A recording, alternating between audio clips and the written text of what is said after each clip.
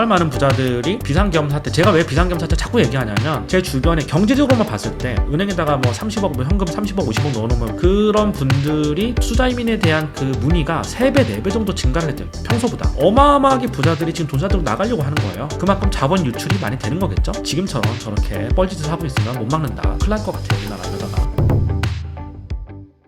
부자 보고서를 매년 하다 보면 내용이 좀 비슷비슷한 부분도 있는데 올해는 좀 어떻게 트렌드가 좀 바뀌었을까 이런 걸 좀 보는 거거든요. 포인트들을 매년 업그레이드가 좀 되는 것 같아요. 매년 조금 더 정교해지는 것 같고 조금 더 많은 항목들을 담으려고 하는 것 같아요. KB 부자 보고서 2024 나온 게 100페이지가 넘어요. 한 120페이지 정도 되는데 120페이지를 다 보지는 않겠습니다. 쓸데없는 내용도 좀 있는 것 같아서 50페이지 정도만 보고 이제 재밌는 내용들을 좀 요약을 좀 해보면서 가도록 하겠습니다. 조사 대상은요, 금융자산 10억 원 이상, 거주주택 포함 부동산 자산 10억 원 이상 보유한 사람 20세 이상, 이거가 조사 대상이고요. 그 개별별로 조사를 했고 조사 기간은 7월 31일부터 9월 6일까지 했어요. 근데 만약에 12월 3일 이후, 그러니까 비상계엄 사태 이후에 이 부자 보고서 조사를 했으면 조사 결과가 굉장히 많이 바뀌었을 거예요. 비상계엄이라고 하는 그 말도 안 되는 상황 이후에 한국의 정말 많은 부자들이 한국을 떠나야 되는 게 아닌가라는 생각을 정말로 많이 하는 것 같고, 그리고 물론 환율이 추세적으로 상승하는 구간이 있었지만 그때 이후로 환율이 또 한번 팍 쳤잖아요. 굉장히 많은 어떤 생각들이 바뀌었을 거라고 생각을 합니다. 최근에 코인도 엄청나게 많이 올랐고, 그리고 미국 주식도 뭐 테슬라, 트럼프가 당선된 이후에 굉장히 많이 올랐고, 그래서 이제 사람들의 생각이 좀 많이 바뀌는 부분들, 최근에 굉장히 격동의 시기를 우리가 살고 있는데 조사 시기가 달랐으면 이 조사 결과가 이렇게 나왔을까라는 생각이 드는 부분도 있습니다. 표본은 400명을 대상으로 조사를 했습니다. 2024년에 46만 1000명에서 1% 증가했어요. 23년에도 45만 6천명이었는데 24년에는 46만 1000명입니다. 1000명. 23년에 비해서 24년이 부자가 증가한 폭은 보면 1%밖에 안 되는데 21년,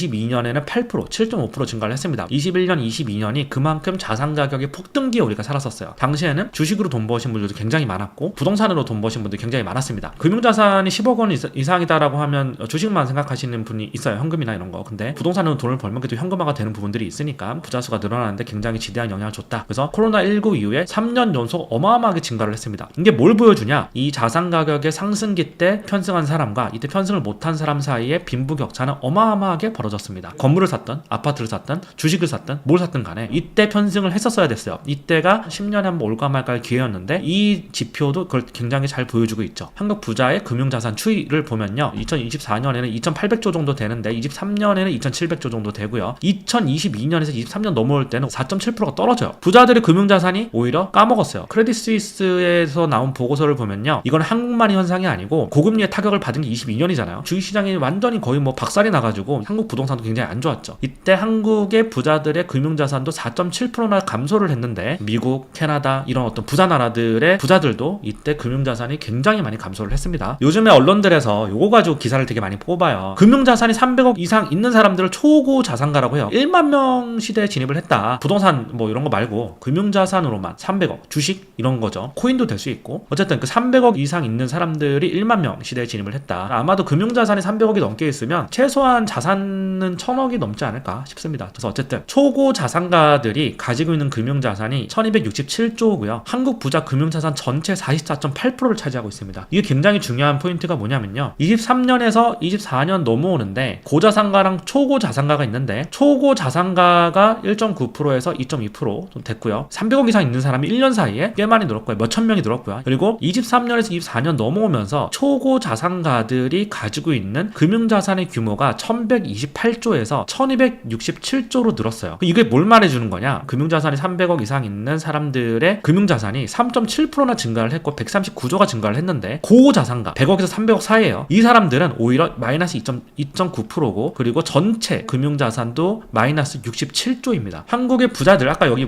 표 보셨죠? 부자들은 1% 정도 증가를 했지만 초부자가 더 부자가 되는 현상이 뚜렷하게 나타났고요. 부자 안에서도 양극화가 굉장히 심하게 벌어지고 있다라고 하는 거를 알 수 있어요. 금융자산만 100억 이상 가지고 있으면 진짜 부자거든요. 이 집단에서 초고 자산가로 올라간 사람들도 있는데 어쨌든 이 집단만 놓고 보면 마이너스 2.9% 정도 67조가 날아갔는데 금융자산이 초고 자산가 집단에서는 전체 차지하는 비중이 플러스 3.7%인데 139조가 늘었습니다. 금융자산 300억 있는 찐부자들이라고 보통 얘기를 하죠. 그런 사람들이 더 부자가 됐다. 부자의 기준 금액을 한번 볼게요. 2023년이 회색 그래프고요. 24년이 주황색 그래프입니다. 23년에는 24.5%가 100억 정도 있으면 부자지라고 대답을 했는데 24년에는 31.1%가 확 올라갔어요. 100억 정도 있으면 부자들이라고 대답을 했습니다. 초고 자산가도 있고 고자산가도 있고 100억, 200억, 300억, 막 1000억 가진 사람들도 있고 이럴 거 아니에요. 이 사람들의 평균값을 딱 내니까 100억이 부자들이 생각하는 그 기준 금액이다라고 볼 수 있고요. 그리고 500억 이상 있어야 부자지라고 대답한 사람이 무려 6.5%나 됐습니다. 근데 23년에는 2.3%밖에 안 됐는데 24년에는 500억은 있어야 부자지라고 대답을 한 사람이 6.5%나 되고요. 300억은 있어야 부자지라고 대답한 사람도 1.3%에서 5.3%로 증가했어요. 23년에 조사를 했을 때는 300억이나 500억을 얘기한 사람들은 너무 극소수였어. 전체 부자 중에 3.6%만이 300억 또는 500억이 있어야 부자지라고 대답을 했는데 24년에는 무려 이게 12%나 돼요. 부의 기준이 바뀐 거예요. 이 지표 하나만 가지고 다 바뀌었다라고 볼 수는 없지만 개인적인 생각으로는 순자산 300억 이상 있으면 충분히 부자라고 생각을 하고 돈 때문에 아쉬워서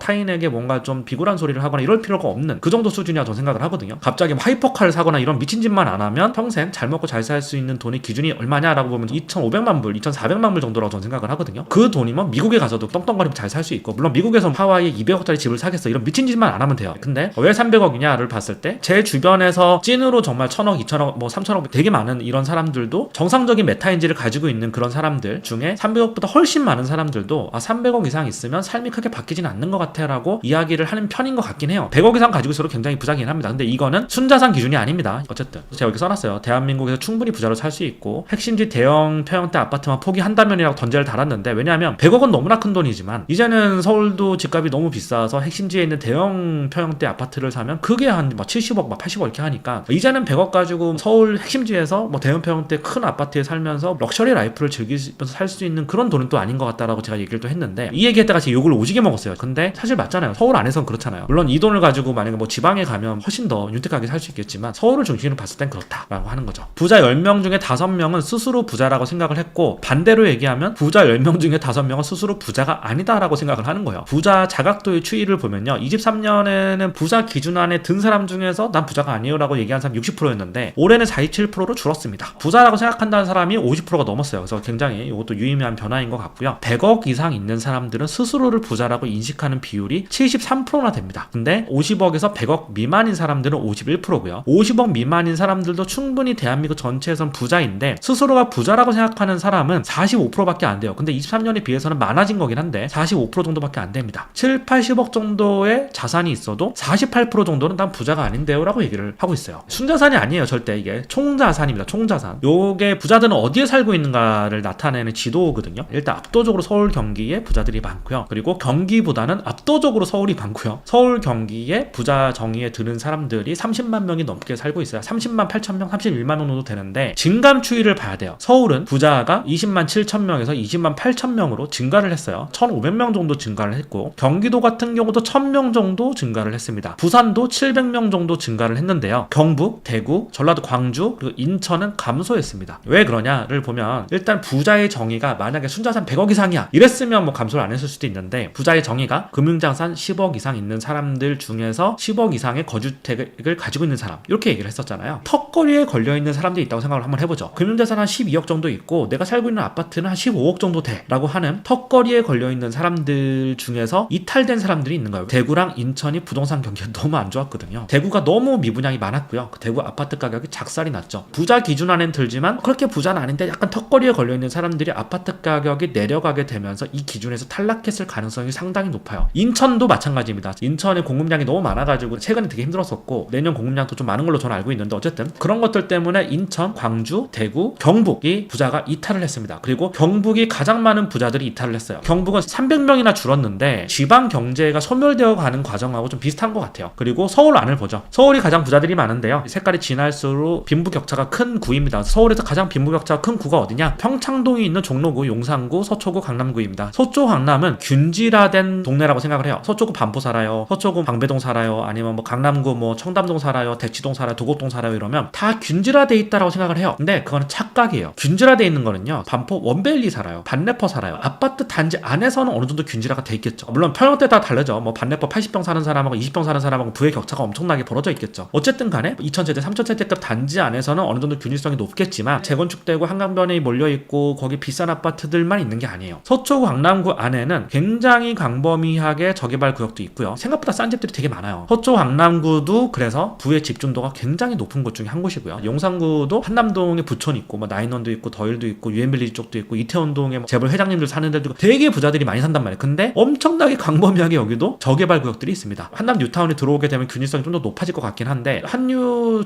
그 정비 사업이 끝나게 되면 10,000세대가 넘게 들어오잖아요. 그러면 굉장히 많이 바뀔 것 같긴 한데 그 전에는 굉장히 많은 낙후된 집들이 굉장히 많고요. 용산구에는 한남동만 있는 게 아니죠. 이천동도 있고 한강로 쪽도 있고 그리고 후암동도 있고 굉장히 많은 구들이 있는데 빈부격차가 어마어마하게 많이 벌어져 있습니다. 서울에서는 가장 빈부격차 많이 벌어진 구가 서초, 강남, 용산, 종로구라고 볼 수 있고요. 도봉, 노원, 중랑구가 구의 집중도가 낮은 곳이에요. 균질성은 오히려 중랑구, 노원구, 도봉구가 균질성이 더 높은 곳인 걸 알 수 있죠. 근데 성북구는 구의 집중도가 되게 높다라고 안 나온 이유가 종로구는 그래도 아파트들이 있는데 성북구도 물론 있지만 오래된 아파트들이고 성북동에 있는 대저택들 거기만 이렇게 좀 부자들이 살고 벗어나면 거의 다 낙후된 지역이어서 그래서 성북구는 부 집중도가 높은 구는 아니다라고 하는 거죠.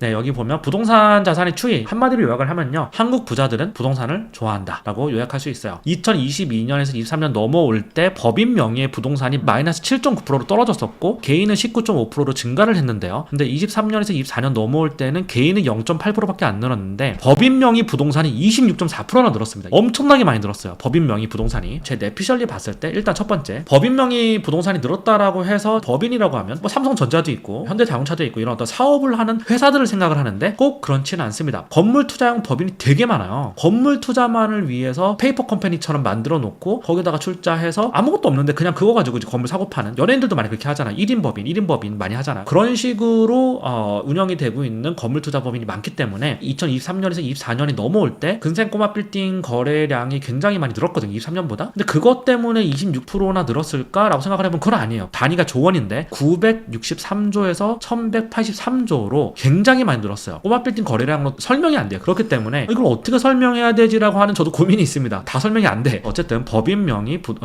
이제 부동산이 굉장히 많이 늘었다라고 하는 걸 알 수 있어요. 부자 유형별 부동산 자산 규모 추이 해가지고 이거 보면 고자산가 이상, 금융자산만 100억 이상 있는 사람들이에요. 금융만. 고자산가 이상인 사람들이 부동산 자산 규모의 추이가 굉장히 많이 18%나 늘었습니다. 2020년에 코로나가 터졌죠. 그래서 21년에 보면요, 금융자산 100억 이상 있는 사람들이 부동산을 어마어마하게 샀어요. 33.5%가 증가를 했습니다. 이 사람들은 돈을 많이 벌었겠죠. 20년에 부동산을 샀으면 뭘 사도 다 올랐어요. 노원구나 뭐 도봉구 이런 데만 안 샀으면 아파트를 샀든 근생건물을 샀든 다 올랐을 거예요. 그러다가 21년에서 22년 넘어갈 때도 많이 샀어요. 10%나 증가를 했어요. 근데 22년에서 23년 넘어갈 때는 오히려 부동산 규모가 줄어요. 이때는 왜 그러냐? 고금리에 타격을 받고 안 좋았었고 그게 그대로 반영되는 것 같고 23년에서 24년 넘어갈 때도 18.8%나 증가를 했는데요. 이걸 뭘 보여주냐면요, 2024년이 서울 아파트 핵심지를 중심으로 반등장을 넘어서 신고가를 찍고 막 이랬던 장에 있었잖아요. 거기다가 플러스 근생 건물 같은 것도 강남을 중심으로 굉장히 많이 거래가 됐거든요. 24년에 고자산가 이상인 사람들이 24년에 아파트를 샀든 근생 건물을 샀든 어쨌든 많이 샀다. 이 사람들이 부동산에 돈을 많이 넣었다라고 하는 거를 알 수 있습니다. 물론 그 중에서는 해외 주식 넣은 사람들이 돈을 제일 많이 벌었죠. 코인하고. 근데 어쨌든 이 사람들이 부동산을 많이 샀다라고 볼 수 있고요. 부자 유형별 부동산 자산 비중 추이인데요. 자산가들은 별로 그렇게 크게 유의미하게 변하진 않아요. 근데 고자산가 이상인 사람들이 24년에 48%에서 52%로 확 증가를 했습니다. 부동산에 베팅을 한 거죠. 100억 이상 자산가 집단에서도 부동산 비중이 60%에 육박한다. 우리나라 부자들은 부동산을 좋아해. 그렇게 정의할 수 있습니다. 부동산에는 주택도 포함이 되고 근생건물도 포함이 되는데 어쨌든 부동산을 좋아한다. 세부자산 유형별 총자산 포트폴리오라는 게 있어요. 부자들이 23년에 비해서 24년에 이 총자산 중에 이 포트폴리오를 어떻게 조정했나를 볼 수 있는 건데요. 크게 변화하진 않아요. 근데 주식과 거주형 주택 비중이 소폭 증가했고 유동성 금융자산과 예적금 비중이 줄었습니다. 자기가 가지고 있었던 현금성 자산을 주식이나 거주용 주택을 좀 산 분들이 좀 많았던 것 같고요. 회원권이나 예술품 비중이 대폭 감소했습니다. 지금 미주 시장이 너무 안 좋고 회원권 시장도 그닥 안 좋기 때문에 여기가 대폭 감소를 했습니다. KB 보자 보고서에서 요약한 건데요. 부자의 62.8%는 스스로 금융 투자 지식 수준이 높다라고 생각했고, 근데 이분들 중에서 돈 잃은 사람들 많을 거예요. 그리고 부자의 60%는 부동산 투자 지식 수준이 높다라고 평가를 했고, 어쨌든 뭐 부자의 60% 정도는 자기가 부동산이든 금융이든 투자 지식이 높다라고 스스로 평가를 하고 있는 것 같습니다. 그리고 지난 1년간 금융상품 유형별 투자 성과를 한번 보죠. 이것도 크게 유의미한 변화는 없는데요. 부자들은 올해 주식으로 수익을 본 경우가 32.5%에 달한다고 합니다. 근데 이게 7월부터 9월까지 설문조사를 했기 때문에 이 정도일 것 같고요. 아마 지금 집계를 했으면 미국 주식을 하지 않았던 이상 국장한 사람들은 돈을 많이 잃었지 않았을까라고 하는 생각이 들어요. 미장하고 코인장이 너무 좋았기 때문에 가능했던 성과라고도 생각이 좀 들었고요. 요거 보면 부동산 자산 투자 성과 추이인데요. 투자로 수익이 발생했다라고 대답한 사람이 23년에 비해서 24년이 더 높습니다. 23년에는 17.5% 거주용 외 부동산에서 수익이 발생했다고 대답을 했는데 24년에는 25% 정도 되는 사람들이 거주용 외 부동산에서 수익이 발생했다라고 대답을 했고요. 여기 보면 거주용 외 부동산 세부 투자 성과를 보면요. 일반 아파트에서 투자로 수익이 발생했다라고 한 사람이 제일 많았고 상가랑 일반 아파트가 제일 많습니다. 일반 아파트가 16%, 상가가 12.3% 해가지고 일반적으로 하는 그 부동산 투자 수익이 28% 정도 됐고 토지 임야가 또 8%인 게 또 재밌었고 오피스 빌딩 그리고 단독 다가구 다세대 연립 여기서 투자 수익을 봤다라는 사람들은 거의 없어. 이 시장이 정말 안 좋았거든요. 전세 사기니 뭐니 막 이런 것 때문에 단독 다가구 다세대 이런 거 이제 완전 시장 작살났잖아요. 그리고 오피스도 프라임 오피스 시장은 좋지만 조그만한 오피스에 아마 대부분 투자를 하셨을 텐데 프라임 오피스는 뭐 개인이 투자할 수 있는 그런 단위가 아니니까 개인들은 보통 아마 조그만한 그런 데 투자를 했을 텐데 그렇게까지 성과가 좋지는 않았던 것 같습니다. 기타 자산 투자 성과 추이를 보면 기타 자산에서 돈을 벌었느냐 안 벌었느냐를 물어봤을 때 23년보다 24년에 돈 번 사람들이 2배 정도 증가해서 23% 정도 돈을 벌었다라고 대답을 했고요. 압도적으로 금과 보석에 투자해서 돈 번 사람들이 많습니다. 기타 자산 안에는 뭐 회원권도 들어가고 예술품도 들어가고 뭐 비트코인 가상자산 이런 것도 들어가거든요. 근데 우리나라 부자들은 아직까지 좀 되게 보수적이구나. 금, 보석 등에 투자하는 사람들이 굉장히 많았다라고 합니다. 향후 5년에서 3년 중장기 고수익이 예상되는 유망 투자처를 부자들은 어떻게 생각을 할까? 부자들에게 질문한 거예요. 23년에 비해서 24년이 굉장히 많이 그 뷰가 바뀌었어요. 거주용 주택은 23년에는 44%였는데요. 유망 투자처로. 근데 거주용 주택에 대해서는 부자들이 지금 너무 오를 만큼 오른 것 같다라고 생각을 하고 있는 것 같아요. 35.8%. 여전히 높긴 하지만 23년에 비해서는 좀 꺾였습니다. 거주용 외 주택은 거의 비슷하고요. 빌딩 상가도 뭐 2% 차이면 비슷하다라고 보고 있고요. 예술품은 6.5%에서 2.5%로 확 꺾였어요. 지금 미술 시장이 굉장히 안 좋은데 많은 부자들이 이탈을 했다라고 전 생각을 하고 있고요. 조각 투자도 2.8%에서 1%로 낮아졌는데 정말 많은 조각 투자들이 다 박살나고 있어서 어쨌든 이렇게 되고 있습니다. 2025년 금융자산 운용 계획을 보면 투자 금액을 줄이겠다, 유지하겠다, 투자 금액 늘리겠다가 주황색인데요. 늘리겠다라고 대답한 사람이 여기 보면 주식은 좀 늘리겠다가 15%고 예적금이 또 11%예요. 되게 놀라운 거고. 그래서 이제 한국 부자들에게 듣는 미래자산 운용 대응 계획 해가지고 심층 인터뷰를 요약한 거예요. 핵심이 뭐냐? 현금 35억, 금융자산 20억, 그리고 12억 있는 분들 각각에게 물어보니까 한 키워드가 뭐냐? 불확실성이에요. 불확실성이 커져서 지금 경기도 안 좋은 것 같고, 전쟁도 계속 안 끝나고, 이게 인플레도 잘 안 잡히는 것 같고, 불확실성이 좀 큰 것 같아라고 생각하시는 분들이 되게 많은 것 같은데 비상계엄 사태 이후로 만약에 이 조사를 했다라고 하면 아마도 엄청나게 많은 사람들이 투자 금액을 줄이겠다라고 대답을 저는 할 것 같아요. 불확실성이 엄청나게 커지고 있는 시기거든요. 이런 시기일수록 뭐 미장으로 가고 코인으로 가고 근데 미장과 코인이 그게 쉬운 게 아니잖아요. 코인도 원래 하던 사람이나 하지 뭐 아무것도 모르는 사람이 갑자기 뭐 이렇게 할 수 있는 건 또 아니잖아요. 정말 많은 부자들이 비상계엄 사태 제가 왜 비상계엄 사태 자꾸 얘기하냐면 정치적인 얘기 하려는 게 아니라 제 주변에 경제적으로만 봤을 때 오랫동안 은행 PB였고 은행에다가 뭐 30억 뭐 현금 30억 50억 넣어놓으면 그런 분들이 되게 많이 듣는 얘기가 있어요. 요즘에 PB들이 다 얘기해요. 투자이민에 대한 그 문의가 3배 4배 정도 증가를 했대요. 평소보다 어마어마하게 부자들이 지금 돈 사들고 나가려고 하는 거예요. 너무나 불확실성이 커졌고 대한민국이 민주주의 사회고 법치국가고 그런 사회였는데 그런 거에 대한 엄청난 실망감과 그걸로 인한 환율의 급등과 뭐 등등 여러 가지 문제들이 다 겹쳐지면서 25년은 불확실성이 커질 거라고 다들 생각을 하는 것 같아요. 근데 만약에 KB조사가 비상계엄 사태 이후에 이루어졌다라고 하면 불확실성에 대한 생각을 하는 부자들이 압도적으로 많아졌을 거라고 저는 생각을 해요. 현재 자산에 축적된 원천, 부자들은 어떻게 부자가 됐을까? 이겁니다. 결국은 사업소득과 부동산 투자가 주를 이루었다라고 보고 있고요. 사업소득으로 부자가 된 사람들이 31%에서 32%, 유의미한 변화는 아니고요. 30% 이상이 사업을 해가지고 돈을 벌었다라고 했고요. 부자들 중에서 상속 증여로 부자가 된 사람은 18% 정도, 부동산 투자로 부자가 된 사람들이 26% 정도입니다. 사업소득, 근로소득, 뭐 이제 금융소득, 금융투자소득, 뭐 이런 걸로 부자가 된 사람들이 80%가 넘었습니다. 금융자산 규모별로 꼽은 부의 원천 해가지고 금융자산이 30억 이상 가지고 있는 사람들 중에서는 근로소득으로 부자가 된 비율이 확 줄어들어요. 전체로 보면 8.5%인데 30억 이상으로 이렇게 딱 구획을 하게 되면 5%밖에 안 돼요. 근로소득은. 대신에 사업소득으로 부자가 된 사람들은 비율이 더 높습니다. 31%나 되고요. 그리고 금융투자소득은 15%, 부동산 투자는 26%, 상속증여가 19% 정도입니다. 부자의 해외 자산별 보유율 해가지고 2019년에는 해외 주식을 하는 사람이 11%밖에 없었는데요. 부자들 중에서 2024년에는 47.5%나 돼요. 엄청나게 많아진 거죠. 불과 5년 전만 해도 그냥 주식하면 삼성전자 주식이나 사고 현대자동차 주식이나 사고 이런 부자들이 많았는데 이제는 테슬라를 사고 알파벳을 사고 엔비디아를 사고 이런단 말이에요. 부자들뿐만 아니고 부자가 아닌 사람들도 해외 자산에다가 배분해 놓는 사람들이 급격하게 증가했습니다. 해외 주식, 해외 예금, 외화 현금 이런 것들 달러가 계속 오른다라고 하니까 그런 것도 있었을 거고 해외 채권을 사는 사람도 2배 정도 증가했어요. 그만큼 국내 투자처보다 해외 투자처가 더 매력적으로 느끼는 부자들이 굉장히 많아졌다는 거예요. 그만큼 자본 유출이 많이 되는 거겠죠. 우리나라에서 계속 자본이 빠져나가고 있는데 이거를 우리나라를 더 매력적으로 만들어서 막아야 되는데 지금처럼 저렇게 뻘짓을 하고 있으면 못 막는다. 큰일 날 것 같아요. 우리나라 이러다가. 부자의 해외 자산에 대한 투자 여부 해가지고 투자하지 않는다라고 대답한 사람이 2019년에는 76%나 됐는데요. 24년에는 이게 40%밖에 안 됩니다. 해외 자산에 그 투자를 해야 되지 않을까요? 라고 대답한 사람이 60%. 2019년에 23%였어. 그러니까 이게 환율이 계속 오르고 원화 가치가 계속해서 떨어지는 이유가 여러 가지가 있죠. 해외로 진출한 대기업들이 국내로 더 이상 달러를 반입하지 않고 거기다 그냥 재투자를 하고 이러다 보니까 외화가 유출되는 것도 있고 그리고 우리나라에서 주식 투자하는 사람들이 또 외국인들도 마찬가지고 한국 국장이 매력이 없어서 또 해외로 가버리는 거고 등등 여러 가지 이유가 있지만 어쨌든 사람들이 눈을 떴고 해외 주식을 하기 너무 쉬워졌고 정보도 많아졌고 국장에서 자꾸만 저렇게 자기들끼리 다 해먹는데 대기업 사주 일가들은 자기 회사의 주가가 올라가길 바라지 않는단 말이에요. 당연히 내가 이 회사의 주인이고 대주주면 주가가 많이 오르면 내 자산이 올라가는 거잖아요. 주가를 굉장히 부양하기 위한 노력을 잘 안 해요. 상수세가 올라가니까. 그리고 주가를 올려봤자 나한테 얻는 이득이 없는 거야. 어차피 나는 이 회사 전체를 지배하고 있고 이 회사에서 나오는 엄청난 현금 흐름을 누나한테 주고 동생한테 주고 아들한테 주고 딸한테 주고 그렇게 할 수 있으니까 굳이 이걸 주가를 올려 자기 재산을 넓히는 게 아니라 이 회사에서 많은 비상장 회사들과 관계 회사들을 만들어서 빼먹는 데 집중하는 거란 말이야. 그러니까 주가가 안 오르지. 당연한 거 아닙니까 그거는? 그래서 이런 것들을 막아야 된다라고 저 생각을 해요. 어쨌든 상수세도 문제고 하여튼 문제가 많아. 부자 중에서 26.8%가 해외 투자 이민을 생각을 했고요. 투자 이민국으로는 미국, 호주, 캐나다를 꼽았습니다. 미국, 캐나다, 싱가포르, 말레이시아, 호주, 뉴질랜드, 아랍에미레이트 이렇게 꼽는데요. 아랍에미레이트가 사업하기도 좋고 뭐 살기 좋다라고 전 들었어요. 굉장히 좋고 저는 제가 돈이 아무리 많아도 저는 제가 사업할 게 아니면 미국은 안 갈 것 같아. 사업을 해서 내가 큰 뜻을 펼쳐보겠다 이러면 미국이 좋은데 나이가 들어서 좀 편안하게 좀 노년을 보내야겠다면 미국은 안 갈 것 같아. 총기가 있고 위험해.